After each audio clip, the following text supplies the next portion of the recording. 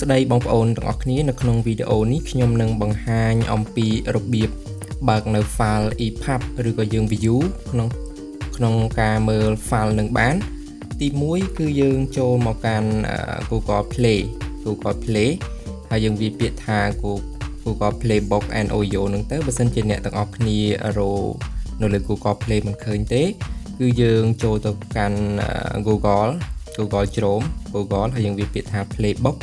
ហើយយើងចុចទៅនៅលើពាក្យថា Google Play ហ្នឹងនៅទី1ហ្នឹងគឺវានឹង load ចូលមកកាន់ Google Play នៅលើទូរស័ព្ទដៃរបស់យើងអាចធ្វើការ install បានផងដែរចំពោះរបៀបនៅក្នុងការមើល file EPUB ហ្នឹងគឺវាមានច្រើនតែខ្ញុំសូម recommend តាក់ទងទៅនឹងកម្មវិធីរបស់ Google Play ផ្ទាល់តែម្ដងដែលវាភ្ជាប់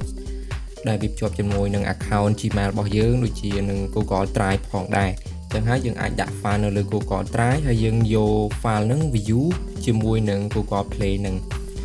EPUB ហ្នឹងគឺ file ដែលខ្ញុំបានធ្វើនៅក្នុងវីដេអូមុនដែលខ្ញុំបានបង្ហាញតាក់ទងនឹងរបៀប download ebook ប្រភេទ file EPUB ប្រភេទ file PDF អញ្ចឹងហើយយើងអាចបើកមើល PDF បាន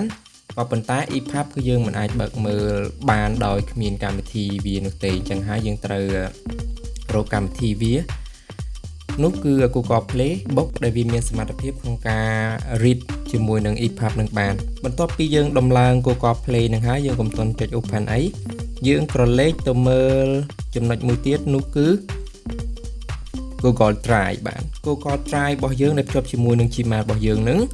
យើងធ្វើការ upload file document របស់យើងដែលយើងបាន download សៀវភៅឬក៏ file ផ្សេងៗដែលមាន extension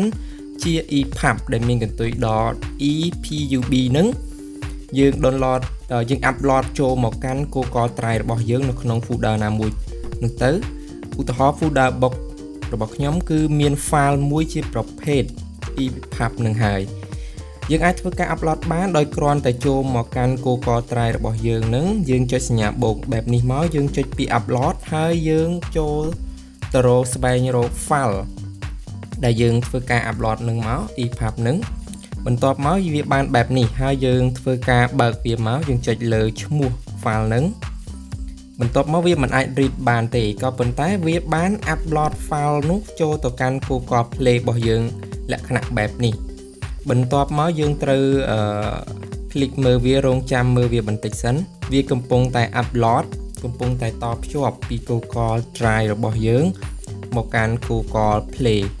Playbook គឺថា Playbook របស់យើងនឹងដែលយើងទៅតែដំឡើងបានមិញហ្នឹងយើងចុច refresh វាម្ដងពីរដងបែបនេះមកយើងទាញចុះក្រោមបានបន្ទាប់មកបានវា load ជារូបសៀវភៅឲ្យយើងហើយនឹងសៀវភៅឈ្មោះអី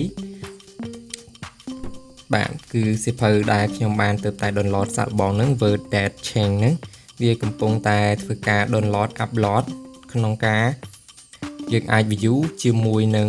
Playbook នឹងបានបន្ទាប់មកយើងចុចលើសៀវភៅនឹងមកដើម្បីយើងធ្វើការ view តើយើងអាច view បានទេ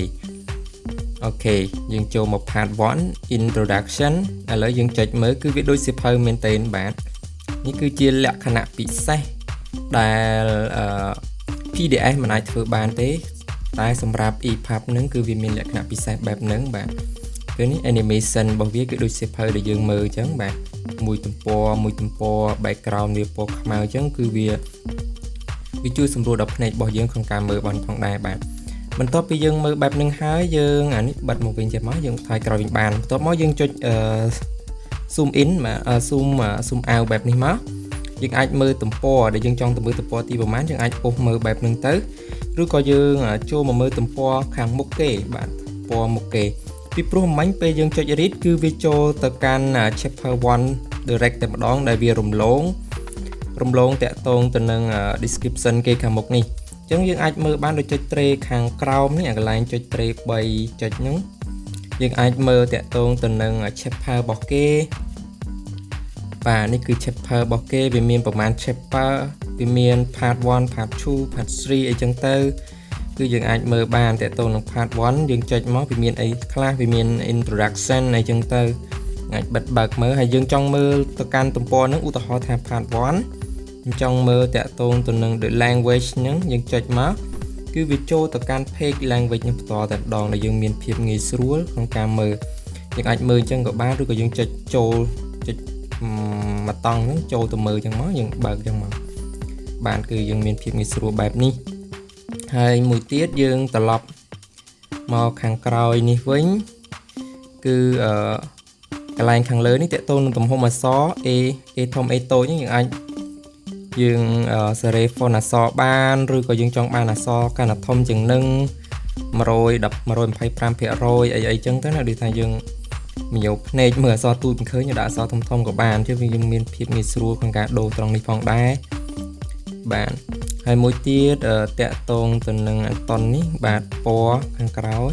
បាទនេះពណ៌ដូចរៀងស្លឹកសិភៅរបស់យើងចឹងទៅនេះពណ៌សសុទ្ធគឺហើយនេះកម្រិតពន្លឺយើងចង់យកពន្លឺពណ៌បណ្ណាអញ្ចឹងណានេះប៉ុណ្ណឹងល្មមបើយើងស្រឡាញ់ពណ៌ហ្នឹងយកពណ៌ហ្នឹងទៅហើយមួយទៀតយើងតាក់ទងទៅនឹងយើងចុចបែបនេះមកយើងតាក់ទងសញ្ញាត្រី3ខាងលើនេះផ្នែកខាងស្ដាំហ្នឹងយើងចុចមកវាមាន setting បាទនៅក្នុង setting នេះគឺវាមាន option មួយដែលអ្នកទាំងអស់គ្នាគាត់អត់បានប្រើ internet ទេគាត់ប្រើជា 3G អញ្ចឹងយើងត្រូវដោះ tick កន្លែងនេះមក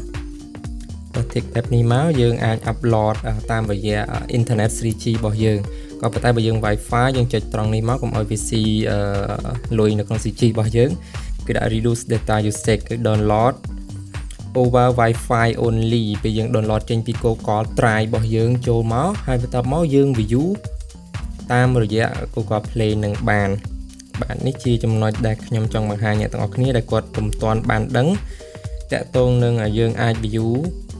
EPUB នៅលើទូរស័ព្ទដៃរបស់យើងតាមរយៈ Google Play បាទគឺមានភាពងាយស្រួលពីព្រោះគេបង្កើត document ដែលភ្ជាប់ជាមួយនឹង EPUB ហ្នឹងគឺវាមាន function ច្រើនដែលជំនួយក្នុងការប្រើប្រាស់លើសពី PDF បាទលើសពី PDF គឺតាក់ទងទៅនឹង file ដើម្បីដែលខ្ញុំបានបង្ហាញត្រួសឬអ្នកទាំងអស់គ្នាអាចឆែកមើលបន្ថែមទៀតបាទនៅក្នុងនេះពេលយើងអានសៀវភៅនឹងហើយយើងអាចមាន bookmark ឬក៏យើង note ទៅលើសៀវភៅជាឧទាហរណ៍យើងមើលដល់ចំណុចណាមួយអញ្ចឹងទៅឧទាហរណ៍យើង note ចង់ note ពាក្យ note អីអញ្ចឹងបាទគឺយើង highlight អញ្ចឹងបានយើង note យើងបកប្រែ translate នេះបើសិនយើងមានត្រូវការ download dictionary គឺវា download the dictionary អញ្ចឹងទៅហើយយើងអាចកម្រិតពណ៌នេះវាមានពណ៌មានអីអញ្ចឹងពេលយើង select ទៅត្រង់ដល់ត្រង់ចំណុចណាអញ្ចឹងនេះគឺជាលក្ខណៈពិសេសរបស់ EPUB ដែលយើងគួរដឹងឬក៏អ្នកចូលចិត្តអានសៀវភៅគាត់អាចធ្វើ download បែបនេះបាននៅអ្វីដែលខ្ញុំបានបង្ហាញនៅលើទូរស័ព្ទដៃនេះអរគុណច្រើនសម្រាប់ការទស្សនារបស់អ្នកទាំងអស់គ្នាខ្ញុំតែអ្នកទាំងអស់គ្នាអាចធ្វើបានឬក៏ download សៀវភៅផ្សេងៗទៅពេញចិត្តហើយធ្វើតាមកម្មវិធីនេះទៅនឹងទទួលបានភាពងាយស្រួលបានបន្ថែមបាទយើងជួបគ្នានៅវីដេអូក្រោយជាបន្តទៀតបាទសូមជម្រាបលា